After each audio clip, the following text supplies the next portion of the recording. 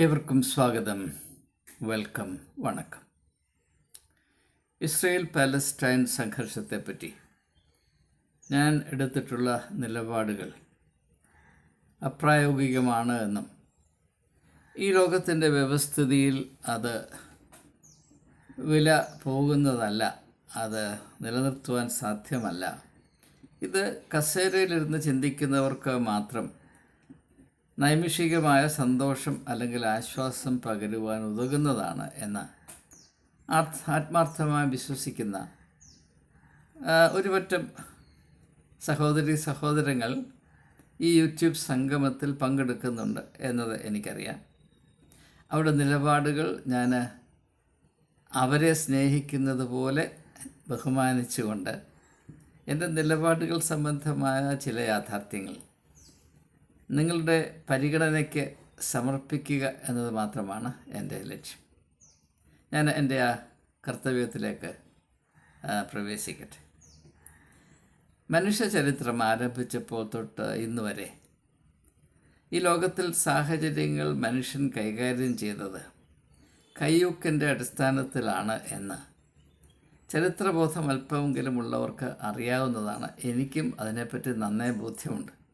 മാത്രവുമല്ല, വലിയ വലിയ ബുദ്ധിരാക്ഷസന്മാർ പ്ലേറ്റോ തൊട്ട് കഴിഞ്ഞ നൂറ്റാണ്ടിലെ വളരെ ശ്രദ്ധേയമായ ഒരു ചിന്തകയായിരുന്ന ഹന്ന അരൻഡ് വരെ, അതിൽ ഇമ്മാനുവൽ കാന്തും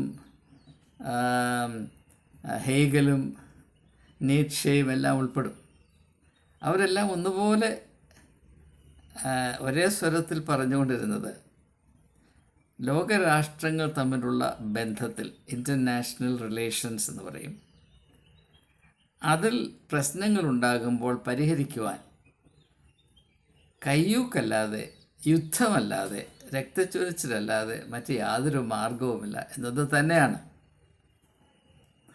അന്താരാഷ്ട്രീയ തലത്തിൽ രക്തച്ചൊരിച്ചിൽ ഒഴിവാക്കിക്കൊണ്ട് സാഹചര്യങ്ങൾ കൈകാര്യം ചെയ്യാം എന്ന് പറഞ്ഞ അനേകം ആളുകളെ ഞാൻ കണ്ടിട്ടില്ല എന്ന് മാത്രവുമല്ല, ഈ ലോകത്ത് സമാധാനം നിലനിൽക്കണമെങ്കിൽ യുദ്ധം ആവശ്യമാണ്.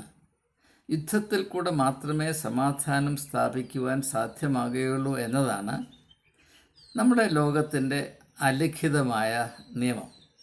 രണ്ടാം ലോക മഹായുദ്ധത്തിൽ തലയെടുപ്പുള്ള നേതാവായിരുന്ന വിൻസ്റ്റൺ ചർച്ചിലും അത് തന്നെയാണ് പറഞ്ഞത്. അദ്ദേഹം രണ്ടാം ലോക മഹായുദ്ധത്തെ വിശദീകരിച്ചത് എങ്ങനെയാണ്? A war to end all wars and to make the world safe for democracy.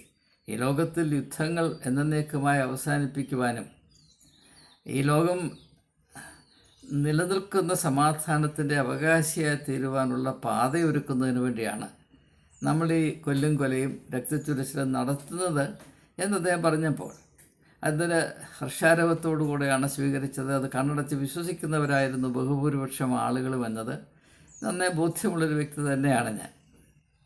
എന്നാൽ അതേസമയം തന്നെ നാം ചരിത്രത്തിൽ അല്പം ഒന്ന് ശ്രദ്ധ ചെലുത്തുമ്പോൾ, അല്പം സ്വതന്ത്രമായി ചിന്തിച്ചുകൊണ്ട് ചരിത്ര സത്യങ്ങളെ പരിഗണിക്കുമ്പോൾ നമുക്ക് തിരിച്ചറിയാൻ സാധിക്കുന്ന മറ്റൊരു യാഥാർത്ഥ്യം കൂടെയുണ്ട്. അതായത് കയ്യൂക്കൊണ്ട് നൈമിഷികമായ ഒരു വ്യത്യാസം വരുത്തുവാൻ, ഇപ്പം വിജയം കൈവരിക്കാൻ സാധിച്ചു, അല്ലെങ്കിൽ ശത്രുവിനെ പരാജയപ്പെടുത്താൻ സാധിച്ചു, ശത്രുവിനെ കീഴടക്കി കൊന്നൊടുക്കി, ഇങ്ങനെയൊക്കെയുള്ള നേട്ടങ്ങൾ ഉണ്ടാകുമെന്ന ഒരു പ്രതീതി ഉണ്ടെങ്കിലും നിലനിൽക്കുന്ന നേട്ടങ്ങളോ അർത്ഥവത്തായ സമാധാനമോ സ്ഥാപിക്കുവാൻ മനുഷ്യൻ അവൻ്റെ ശക്തി പ്രകടനത്തിൽ കൂടെ ഇന്ന് വരെ വിജയിച്ചിട്ടില്ല എന്നത് ചരിത്രം മാറ്റമില്ലാതെ സാക്ഷീകരിക്കുന്ന ഒരു വസ്തുത തന്നെയാണ്.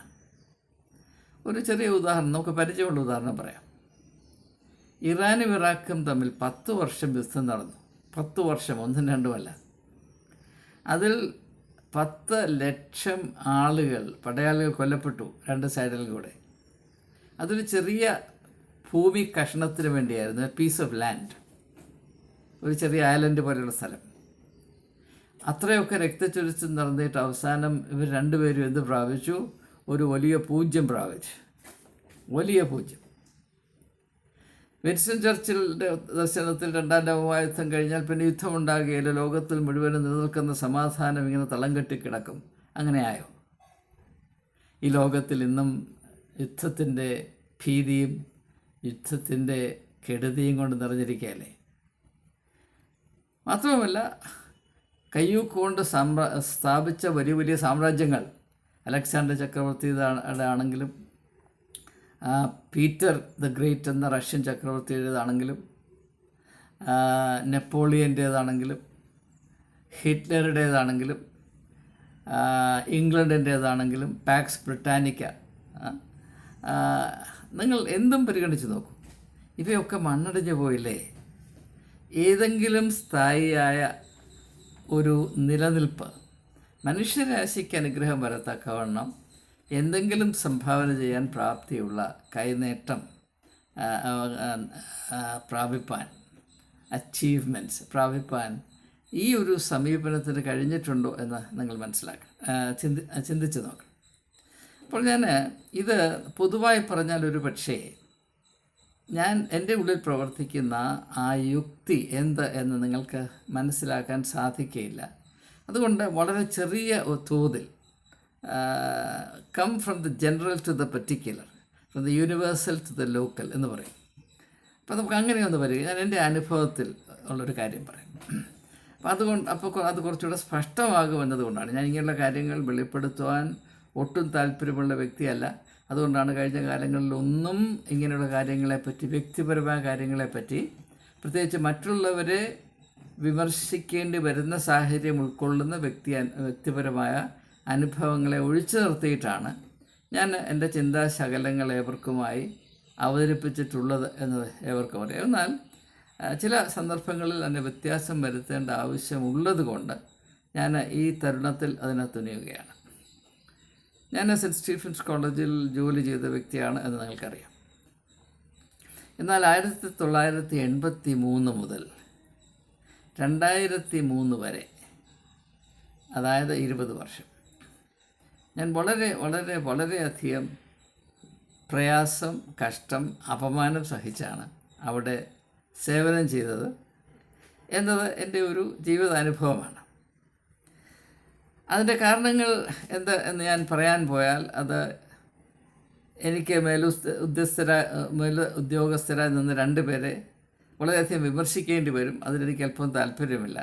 എന്നാൽ ഏറ്റവും കൂടുതൽ അപമാനിക്കുകയും അപകീർത്തിപ്പെടുത്തുകയും ചവിട്ടി താഴ്ത്താനും ചവിട്ടി മെതിക്കുവാനും ശ്രമിക്കുകയും അത് തൻ്റെ ഒരു വലിയ അഭിമാനമാണ് എന്ന് മറ്റുള്ളവരുടെ മുമ്പിൽ അവതരിപ്പിക്കുകയും ചെയ്ത ഞാൻ കേട്ടു നിൽക്കെ ഇവനെ ഇവിടെ നിന്ന് പുകച്ച് ഓടിച്ചെങ്കിലേ ഞാൻ അടങ്ങത്തുള്ളൂ എന്ന് ഞാൻ സെൻറ്റ് സ്റ്റീഫൻസ് കോളേജിൻ്റെ സ്റ്റാഫ് റൂമിൽ നിൽക്കെ എനിക്ക് കേൾക്കത്തക്ക വിധത്തിൽ അവിടെ കൂടിയിരുന്ന ഒരു 10-15 എൻ്റെ കൂടെ പഠിപ്പിക്കുന്ന ടീച്ചേഴ്സിനോട് പറഞ്ഞ ഒരു പ്രിൻസിപ്പൽ ഉണ്ടായിരുന്നു. അപ്പോൾ അദ്ദേഹം അതിന് ആ ലക്ഷ്യം ലാക്കാക്കി ചെയ്യാവുന്ന ദ്രോഹങ്ങൾ മുഴുവൻ എന്നോട് ചെയ്തു. ഞാൻ കുറേയൊക്കെ ഇത് സഹിക്കാനും പിടിച്ചു നിൽക്കാനും ശ്രമിച്ചു. എനിക്ക് 2 സാധ്യതകളാണ്. ഒന്ന്, മറ്റുള്ളവരുടെ സഹായത്തോടെ ഇദ്ദേഹത്തിന് ചെയ്യാവുന്ന ശല്യമൊക്കെ ചെയ്യുക. കുറച്ചൊക്കെ ശല്യം ചെയ്യാൻ എനിക്ക് മുഖം നിങ്ങൾക്കറിയാം.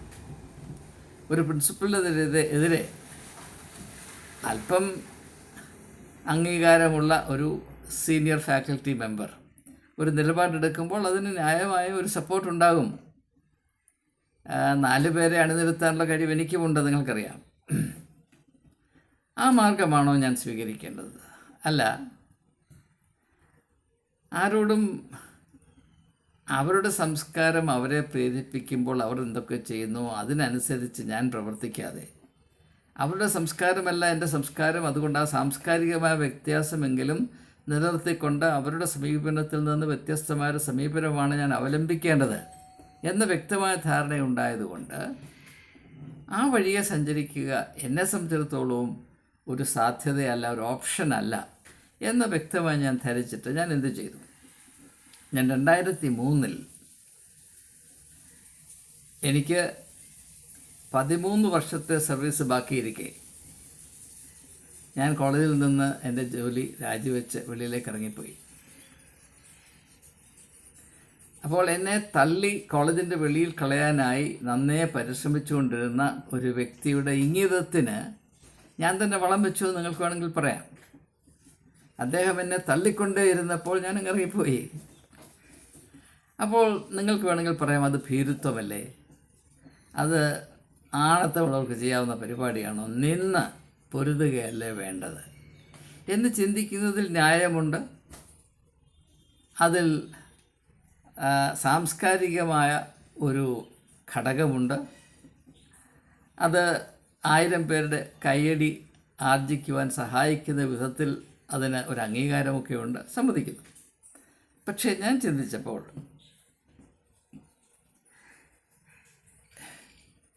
ആ ഒരു സമീപനത്തെ അതേ മനസ്ഥിതിയോടുകൂടെ ഞാൻ എതിർത്താൽ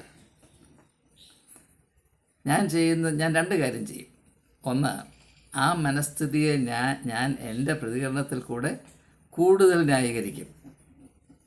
I reinforce that pathological negative attitude. ഞാൻ എൻ്റെ ജീവിതത്തിൽ പല സന്ദർഭങ്ങളിലും പീഡനം അനുഭവിക്കേണ്ടി വന്നതിൻ്റെ പ്രധാനപ്പെട്ട 2 കാരണങ്ങൾ, അത് പറയാൻ എനിക്ക് മടിയൊന്നുമില്ല. ഒന്ന്, എനിക്ക് ഭൂരിപക്ഷം ആളുകളെക്കാളും കഴിവുണ്ടായിരുന്നു എന്നത് തന്നെയാണ്. 2, ഞാൻ ആരുടെയും മുമ്പിൽ തലകുനിക്കുകയോ കൈമണി അടിക്കുകയോ അവരർഹിക്കാത്ത ബഹുമാനം നടിച്ച് അവരെ ബോധ്യപ്പെടുത്തി അവരുടെ കയ്യിൽ നിന്ന് വല്ല ആനുകൂല്യം പറ്റാനോ ഒരിക്കലും ശ്രമിച്ചിട്ടില്ല എന്ന് മാത്രവുമല്ല, അറിയുന്ന കാര്യങ്ങൾ സത്യസന്ധമായി അല്പം പോലും ഡൈല്യൂട്ട് ചെയ്യാതെ വളച്ചൊടിക്കാതെ പ്രസ്താവിക്കുവാൻ തുനിഞ്ഞിട്ടുണ്ട്. ഇതൊന്നും അല്പത്തരത്തിൻ്റെ രാജാക്കന്മാർക്ക് സ്വീകാര്യമാകുകയില്ല എന്ന് നിങ്ങൾക്കറിയാം. അപ്പോൾ അങ്ങനെയുള്ള പല സംഘർഷങ്ങൾ അതിന് ഞാൻ ഉത്തരവാദിയാണ് എന്ന് പറയാതിരിക്കാൻ യാതൊരു സാധ്യതയുമില്ല. അപ്പോൾ ഞാൻ എൻ്റെ വ്യക്തിത്വത്തിൻ്റെ അന്തസ്, മനുഷ്യ അന്തസ് എന്ന് പറയും, എന്നെ സംബന്ധിച്ചിടത്തോളം വളരെ വിലയേറിയ ഒരു ആശയമാണ്. ഹ്യൂമൻ ഡിഗ്നിറ്റി, മനുഷ്യ അന്തസ്. അത് ഉൾക്കൊള്ളുന്ന അനേക ഘടകങ്ങളുണ്ട്. അതിലൊന്നാണ് നീതിബോധം, സത്യത്തോടുള്ള പ്രതിഷ്ഠ, ആത്മാഭിമാനം, മാത്രവുമല്ല സ്വന്തമായ സ്വയത്തിൻ്റെ കഴിവുകൾ തിരിച്ചറിഞ്ഞ് അവയെ വികസിപ്പിച്ച് അതിൻ്റെ പരിപൂർണ വളർച്ചയിലെത്തിക്കുവാനുള്ള ചുമതല, ഇതൊക്കെ ഇതിനകത്ത് ഉൾപ്പെടുന്ന കാര്യങ്ങളാണ്. പിന്നെ work culture, the spirit of service, accountability to a source higher than yourself. നമുക്ക് അതീതമായ ഒരു സ്രോതസ്സിനോട്, ഒരു ശക്തി കേന്ദ്രത്തിനോട് ഉള്ള വിധേയത്വവും കണക്ക് പറയേണ്ടതാണ് എന്ന ബോധ്യവും അതനുസരിച്ചുള്ള നിലപാടുകളും, ഇതൊക്കെ നമ്മുടെ വ്യക്തിത്വത്തിൻ്റെ ഗാംഭീര്യത്തെ വളരെയധികം ശക്തീകരിക്കുന്ന ഘടകങ്ങളാണ്. മാത്രം ഹ്രസ്വമായി ഞാൻ സൂചിപ്പിക്കുന്നുവെന്ന് മാത്രം. അപ്പോൾ ഞാൻ അങ്ങനെ ഒരു സാഹചര്യത്തിൽ യുദ്ധം ചെയ്യാനായി മാത്രം നിൽക്കുന്ന, തൻ്റെ ഇംഗിതത്തിന് വഴങ്ങാത്ത വ്യക്തികളെ ചവിട്ടി മെതിക്കുന്നതാണ് തൻ്റെ ഏറ്റവും വലിയ കഴിവ് എന്ന് വിശ്വസിക്കുവാൻ മാത്രം ബുദ്ധിയുള്ള, മാനുഷികമായ വളർച്ചയുള്ള ഒരു വ്യക്തിയോട് ഞാൻ നിന്ന് നിരന്തരം അനുദിനം യുദ്ധം ചെയ്യുക എന്ന് പറഞ്ഞാൽ ആ അവസ്ഥയേക്കാൾ മരണമാണ് നല്ലത് എന്നത് എന്നെ സംബന്ധിച്ചിടത്തോളം വളരെ വ്യക്തമാണ്. സുഹൃത്തുക്കളെ, നാം മനസ്സിലാക്കേണ്ട ഒരു കാര്യം, ചില ആളുകൾക്ക് ആകെപ്പാടെയുള്ളത് അവരുടെ കയ്യിലെ ഒരു കൊട്ടുവടി മാത്രമാണ്. അങ്ങനെ കൊട്ടുവടിയും കൊണ്ട് നിൽക്കുന്ന ഒരാൾ നോക്കുമ്പോൾ എല്ലായിടത്തും ആണി മാത്രമേ കാണുകയുള്ളൂ എന്നൊരു പഴഞ്ചൊല്ലുണ്ട്. For a person who has a hammer in his hand, whatever he sees is nail. അത് അദ്ദേഹത്തിൻ്റെ, അങ്ങനെയുള്ള വ്യക്തികളുടെ വ്യക്തിത്വത്തിൻ്റെ പ്രത്യേകതയാണ്. അവർക്കാകെപ്പാടെ കൊട്ടുവടി ഉപയോഗിക്കാൻ മാത്രമേ അറിവുള്ളൂ. ഞാൻ ആ കൂട്ടത്തിൽപ്പെടുന്ന ആളല്ല. ഇനി പറയുന്നത് അഹങ്കാരമാണെന്ന് വിചാരിച്ചാലും പറയാതിരിക്കാൻ നിവൃത്തിയില്ല. അതല്ല എൻ്റെ കഴിവ്, അതല്ല എൻ്റെ ദൗത്യം, എൻ്റെ ജീവിതത്തിൻ്റെ ലക്ഷ്യമോ എൻ്റെ സംസ്കാരമോ അതല്ല. മാത്രവുമല്ല, ഞാൻ അങ്ങനെയുള്ള ഒരു സാഹചര്യത്തിൽ എന്നെ തന്നെ സമർപ്പിച്ചു കൊടുത്താൽ സംഭവിക്കുന്നത് എന്താണ്? ഞാനും ആ വ്യക്തിയെപ്പോലെ ആയിത്തീരും. എൻ്റെ നാനാവിധമായ കഴിവുകൾ മുച്ചൂട് നശിച്ചു പോകും. അത് ആ വ്യക്തിക്ക് എന്നോട് ചെയ്യാവുന്ന അനീതിയേക്കാൾ 1000 മടങ്ങ് വലുതാണ്. ഞാൻ ആത്യന്തികമായി വിശ്വസിക്കുന്നത് ലോകത്തിൽ മറ്റൊരു ശക്തിക്കും എന്നെ നശിപ്പിക്കുവാനോ എൻ്റെ വിലയിടിക്കുവാനോ സാധ്യമല്ല. ആരെന്തൊക്കെ നോക്കിയാലും എന്തെല്ലാം തന്ത്രം പ്രയോഗിച്ചാലും സാധ്യമല്ല. എന്നെ നശിപ്പിക്കുവാൻ എനിക്ക് മാത്രമേ കഴിയുകയുള്ളൂ. എൻ്റെ വിലയിടിക്കുവാൻ, എന്നെ അപമാനിക്കുവാൻ, എന്നെ കൊച്ചാക്കുവാൻ, എന്നെ അടിമയാക്കുവാൻ എനിക്കല്ലാതെ മറ്റാർക്കും കഴിയുകയില്ല. ഞാൻ സ്വമനസ്സാൽ എന്നെ തന്നെ മറ്റൊരു ശക്തിക്ക് അടിയറ വെക്കുന്നില്ല എങ്കിൽ ഞാൻ ആരുടെയും അടിമയാകയില്ല. അത് മനുഷ്യന് ദൈവം നൽകിയിട്ടുള്ള വലിയ ഒരു അവകാശവും അഭിമാനവുമാണ്. അതിൽ അഭിമാനം കണ്ടെത്തുവാൻ ആളുകൾ ശ്രമിക്കണം. അതിന് ധൈര്യം വേണം. ആ ധൈര്യം പ്രാപിക്കുന്നത് ചുമ്മാതല്ല, നന്നായി അധ്വാനിച്ചിട്ടാണ്. ദൈവം നമുക്ക് നൽകിയിട്ടുള്ള കഴിവുകൾ, ദൈവത്തിൽ വിശ്വസിക്കാത്തവരെ കരുതി പറയുമ്പോൾ പ്രകൃതി നമുക്ക് നൽകിയിട്ടുള്ള കഴിവുകൾ എന്തിനാണ് അവ നമുക്ക് നൽകിയിരിക്കുന്നത്? നമ്മുടെ സ്വാതന്ത്ര്യം നിലനിർത്തുന്നതിന് വേണ്ടി നമ്മെ ഏൽപ്പിച്ചിരിക്കുന്ന വിലതീരാത്ത മുത്തുകളാണിവ. നിങ്ങളുടെ കഴിവുകൾ എന്താണ്? നിങ്ങൾക്ക് എല്ലാവർക്കും കഴിവുകളുണ്ട്. കഴിവില്ലാത്തവരായ ആരും ഈ ലോകത്തിൽ ജനിച്ചിട്ടില്ല. പീപ്പിൾ വിത്ത് ഡിസബിലിറ്റീസ്, അവരെ പോലും ഇപ്പോൾ ഡിഫറൻ്റ്ലി ഏബിൾഡ് എന്നാണ് പറയുന്നത്. വ്യത്യസ്തമായ കഴിവുള്ളവർ, സാധാരണയിൽ നിന്ന് വ്യത്യസ്തമായ കഴിവുള്ളവർ എന്നാണ് നാം പറയുന്നത്. എല്ലാവർക്കും കഴിവുണ്ട്. പക്ഷേ സാധ്യതയുള്ള കഴിവുകൾ, ലഭിച്ചിരിക്കുന്ന കഴിവിൻ്റെ വിത്തുകൾ, അതിനെ വിതച്ച് ഒരു വലിയ കൊയ്ത്തുണ്ടാക്കുവാൻ അനേകം ആളുകൾ ശ്രദ്ധിക്കുന്നില്ല. അതുകൊണ്ടാണ് പലരും അടിമത്വത്തിൻ്റെ വഴിയിലേക്ക് വഴുതിപ്പോകുന്നത്. അപ്പോൾ എൻ്റെ കൂടെ പഠിപ്പിച്ചിട്ടുള്ള, ജോലി ചെയ്തിട്ടുള്ള സെൻറ്റ് സ്റ്റീഫൻസ് കോളേജിൽ അധ്യാപകരായി ജോലി ചെയ്തിട്ടുള്ള അനേക ആളുകൾ അടിമകളെ പോലെയാണ് അവിടെ നിന്നിട്ടുള്ളത്. അതായത് പ്രിൻസിപ്പലിനെ പ്രീതിപ്പെടുത്തുക, കൈമണി അടിക്കുക, അദ്ദേഹത്തിൻ്റെ മുമ്പിൽ ഓച്ഛാനിച്ച് നിൽക്കുക, അദ്ദേഹം പറയുന്ന വളിപ്പുകൾ കേട്ടാണ്ട് വലിയ അമൃതം പോലെ ചിരിച്ചു കാണിക്കുക, അഭിനയിക്കുക. ഇതൊക്കെ കാണുമ്പോൾ എൻ്റെ തൊലി ഉരിഞ്ഞു പോയിട്ടുണ്ട്. അങ്ങനെ ചെയ്യേണ്ട കാര്യം എന്താണ്? അവർ വളരാത്തത് കൊണ്ടാണ്. യാതൊരു സംശയവുമില്ല, വളരെ സ്പഷ്ടമാണ്. നിങ്ങൾക്ക് നൽകിയിരിക്കുന്ന താലന്തുകൾ, കഴിവുകൾ, സാധ്യതകൾ നിങ്ങളുടെ കഴിവിൻ്റെ പരമാവധി ഉപയോഗിച്ച് വളർത്തുവാൻ ശ്രമിക്കുന്നുണ്ടെങ്കിൽ, അതിൽ നിങ്ങളുടെ ശ്രദ്ധ കേന്ദ്രീകരിച്ച് നിങ്ങൾ നന്നായി അധ്വാനിക്കുന്നുണ്ടെങ്കിൽ നിങ്ങൾക്ക് ആരുടെയും മുമ്പിൽ തലകുനിക്കേണ്ടി വരികയില്ല എന്നത് എൻ്റെ സാക്ഷ്യമാണ്. അത് പറയുവാൻ എനിക്ക് അഭിമാനമുണ്ട്. അപ്പോൾ ആ ഒരു സാധ്യതകളെ മുഴുവനും നശിപ്പിക്കുവാൻ ഒറ്റ കാര്യം ചെയ്താൽ മതി. ഇങ്ങനെ കൊട്ടുവടിയും കൊണ്ട് നിൽക്കുന്ന ഒരു മനുഷ്യനുമായിട്ട് യുദ്ധം ചെയ്യാനായിട്ട് പോയാൽ മതി. അപ്പോൾ ഇതൊക്കെ വ്യക്തമായ എൻ്റെ മനസ്സിൽ വന്നിട്ട് 2003 അന്നെനിക്ക് 52 വയസ്സ് പ്രായമാണ്. ഡൽഹി യൂണിവേഴ്സിറ്റിയിൽ റിട്ടയർമെൻ്റ് ഏജ് കേരളത്തിലെ പോലെയല്ല 65. അപ്പോൾ 13 വർഷം സർവീസ് ബാക്കിയുള്ളപ്പോൾ മറ്റൊരു സാധ്യതയും എൻ്റെ മുമ്പിലില്ല. ഞാൻ ഒരു കടലാസിൽ എൻ്റെ രാജിക്കത്ത് എഴുതി ഒരു പ്യൂൺ മുഖാന്തരം പ്രിൻസിപ്പലിൻ്റെ ഓഫീസിൽ കൊടുത്തിട്ട് ഞാൻ അന്ന് ഇറങ്ങിയതാണ്. പിന്നെ ഞാൻ കോളേജിൽ തിരിച്ചു പോകുന്നത് എൻ്റെ ആക്ടിങ് പ്രിൻസിപ്പലായിട്ട് 2007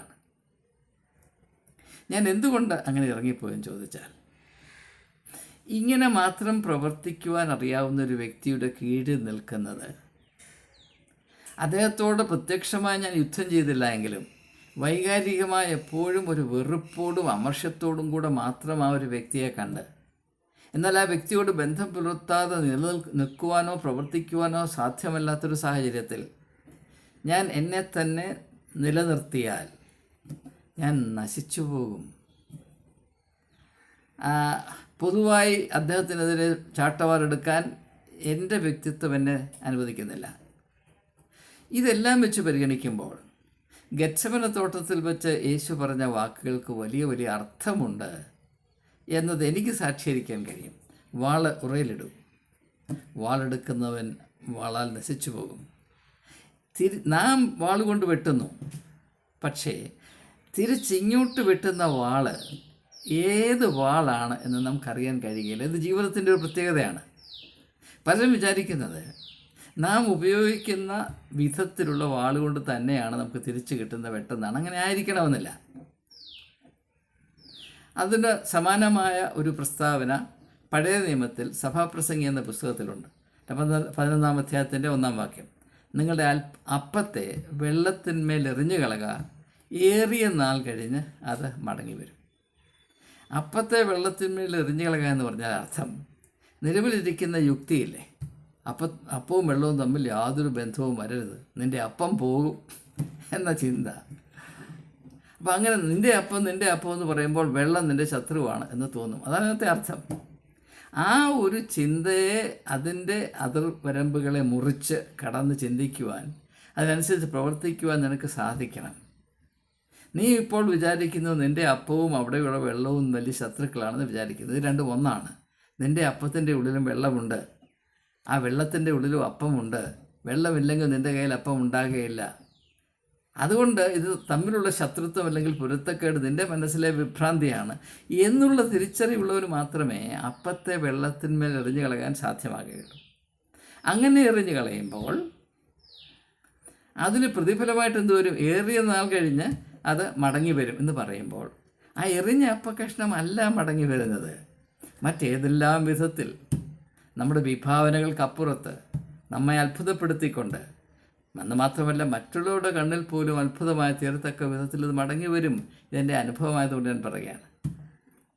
തിരിഞ്ഞു നോക്കുമ്പോൾ ഞാൻ എൻ്റെ ജീവിതത്തിൽ എടുത്ത ബുദ്ധിപൂർവവും സധൈര്യവുമായ തീരുമാനങ്ങളിൽ അഗ്രഗണ്യമായി ഞാൻ പരിഗണിക്കുന്നത് 2003 തികച്ചും ഭ്രാന്ത് പിടിച്ച ഒരു തീരുമാനമെന്ന് എല്ലാവരും പറഞ്ഞ, ഏറ്റവും വലിയ മണ്ടത്തരമെന്ന് എല്ലാവരും പരിഹസിച്ച, സാമാന്യ ബുദ്ധിയുള്ളൊരു മനുഷ്യൻ ഇത് ചെയ്യത്തില്ല എന്നെല്ലാവരും ഒരേ സ്വരത്തിൽ വിളിച്ചു പറഞ്ഞ ആ നിലപാടാണ്.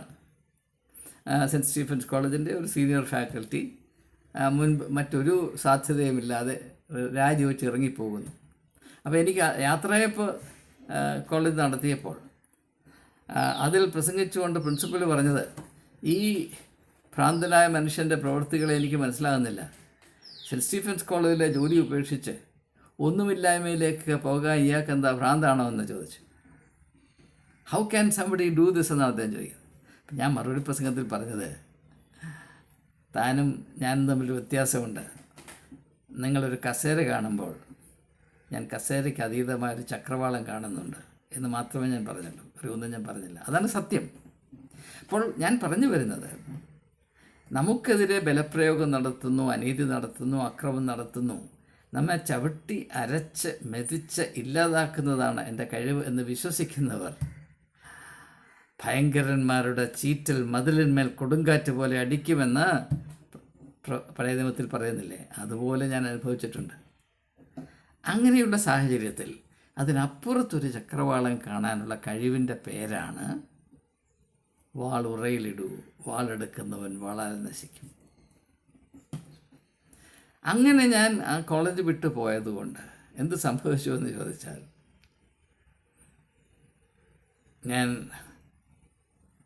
ഡൽഹി യൂണിവേഴ്സിറ്റിയിലെ 72 കോളേജുകളിൽ ഉള്ള ആയിരക്കണക്കിന് ടീച്ചേഴ്സ്, അവർ ഒരാൾക്ക് പോലും ചെന്നെത്താൻ കഴിയാത്ത ഇടങ്ങളിൽ ഞാൻ എത്തി. അത് എൻ്റെ കഴിവുകൊണ്ട് മാത്രമല്ല. അങ്ങനെ സംഭവിച്ചത്, ഈ ലോകത്തിൽ മനുഷ്യൻ്റെ ബുദ്ധിയെ കവിഞ്ഞ് പ്രവർത്തിക്കുന്ന ഒരു നീതിയുടെ മർമ്മമുണ്ട്. മനുഷ്യ നിർമ്മിതമായ ഈ സംവിധാനത്തിൻ്റെ ഇടയിലും മനുഷ്യൻ്റെ നഗ്നകണ്ണുകൾ കൊണ്ട് കാണാൻ കഴിയാത്ത അഗോചരമായ ഒരു നീതിയുടെ കരം പ്രവർത്തിക്കുന്നുണ്ട് എന്നത് അനുഭവമാണ്, കടങ്കഥയല്ല. എന്നാൽ ആ ഒരു മർമ്മത്തിന് പ്രവർത്തിക്കുവാൻ മനുഷ്യൻ മനഃപൂർവ്വം ഇടയുണ്ടാക്കി കൊടുക്കണം. ഞാൻ മനസ്സിലാക്കിയിരിക്കുന്നത്, ദൈവം സൃഷ്ടിച്ച ഈ സൃഷ്ടിയാകമാനം സൃഷ്ടി പൂർത്തിയാക്കിയ ശേഷം ദൈവം തന്നെ ഈ സൃഷ്ടിയുടെ മർമ്മത്തിന് വിധേയപ്പെടുത്തിയെന്നാണ് ഞാൻ വിശ്വസിക്കുന്നത്. അതുകൊണ്ടാണ് ദൈവം അതിശക്തിവാനാണ്, അതാണെന്നൊക്കെ പറയുമ്പോൾ ഞാൻ അതിന് വലിയ വില കൊടുക്കാറില്ല. അങ്ങനെയായിരുന്നെങ്കിൽ യേശുവിന് ഈ ഭൂമിയിൽ വന്ന് മനുഷ്യരുടെ അവസ്ഥയോട് അനുയോജ്യം ഒന്നായി ചേർന്നുകൊണ്ട് ക്രൂശിൽ മരിക്കേണ്ടി വരുമായിരുന്നില്ല. ക്രൂശിലെ മരണം ദൈവം സ്വമേധയായി താൻ തന്നെ സൃഷ്ടിച്ച ഈ ലോകത്തിൻ്റെ നിയമങ്ങൾക്ക് തന്നെ വിധേയപ്പെടുത്തിയിരിക്കുന്നു എന്നതിൻ്റെ പരസ്യമായ അസന്നിഗ്ധമായ പ്രകടനമാണ്. അതുകൊണ്ട് നാം നമ്മുടെ ജീവിത സാഹചര്യങ്ങളെ പരിഗണിക്കുമ്പോൾ അത്ഭുതം ഈ ലോകത്തെ നയിക്കുന്ന, പ്രകൃതിയെ നയിക്കുന്ന നിയമങ്ങൾക്ക് വിരുദ്ധമായ ദൈവം എപ്പോഴും എനിക്ക് ആനുകൂല്യം ചെയ്തുകൊണ്ടിരിക്കണം എന്ന് പറയുന്നതിനകത്ത് യാതൊരു കഴമ്പുമില്ല. അങ്ങനെ സംഭവിപ്പിച്ച് തരാം ആരെങ്കിലും പറയുന്നെങ്കിൽ അവർ ഒന്നിൽ കള്ളന്മാരാണ്, അവർ വെറും പൊട്ടന്മാരാണ്. അവരിൽ നിന്നോട് രക്ഷപ്പെടുകയാണ് സാമാന്യ ബുദ്ധിയുള്ളവർ ചെയ്യേണ്ടത്. എന്നാൽ നമുക്ക് ചെയ്യാവുന്നൊരു കാര്യമുണ്ട്. ഞാൻ ആദ്യം സൂചിപ്പിച്ചതുപോലെ നമുക്ക് ലഭിച്ചിരിക്കുന്ന, നാം പ്രാപിച്ചിരിക്കുന്ന സാധ്യതകളുടെ വിത്തുകളായ താലന്തുകൾ, വിത്ത്, സീഡ്, അതിനെ വളർത്തി വിപുലമാക്കി അതിൻ്റെ ഫലം പുറപ്പെടുവിച്ചുകൊണ്ടേയിരിക്കുക. അത് മതി, വേറെ ഒന്നും വേണ്ട. പക്ഷെ അതിന് കൂട്ടാക്കണം. അതിന് തക്കതായ ഒരു ദർശനവും അധ്വാനശീലവും അതിനെ നിലനിർത്തുവാനുള്ള പ്രത്യാശയും വിശ്വാസവും ഉണ്ടാകണം. ഞാൻ പറഞ്ഞു വന്നത്, കയ്യൂക്കിനെ കയ്യൂക്കുകൊണ്ട് നേരിടണം, കയ്യൂക്കിനെ കയ്യൂക്കുകൊണ്ട് പരാജയപ്പെടുത്തണം, അങ്ങനെയുള്ളവനാണ് മിടുക്കനെന്ന് ലോകത്തിൽ മനുഷ്യൻ്റെ ബുദ്ധിയെ ആസ്പദമാക്കി ചിന്തിക്കുമ്പോൾ വളരെ ന്യായമായി വിശ്വസിക്കുവാൻ എല്ലാ സാധ്യതയുമുണ്ട് എന്ന് ഞാൻ സമ്മതിക്കുന്നു. യാതൊരു സംശയമില്ല, സമ്മതിക്കും. എന്നാൽ അതിനതീതമായി പ്രവർത്തിക്കുന്ന ഒരു സാധ്യതയുമുണ്ട്.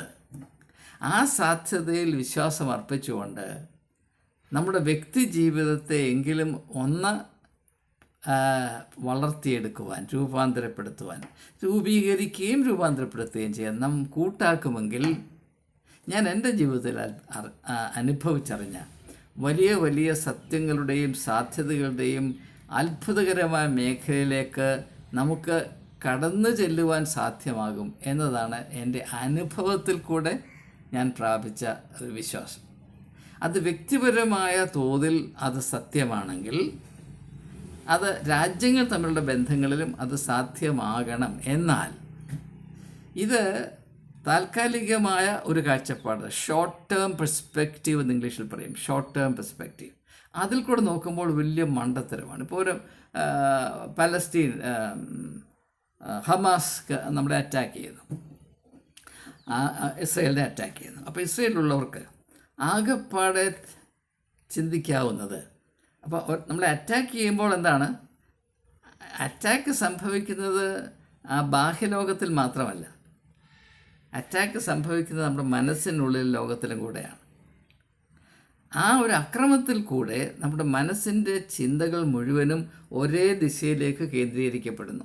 All our thoughts, all our awareness of possibilities get concentrated, exclusively directed towards one particular line of thought.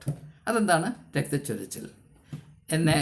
എൻ്റെ ഒരു പല്ല് പറിച്ചാൽ അവൻ്റെ കീത്താഴിയും കൂടെ ഞാൻ പറിക്കും.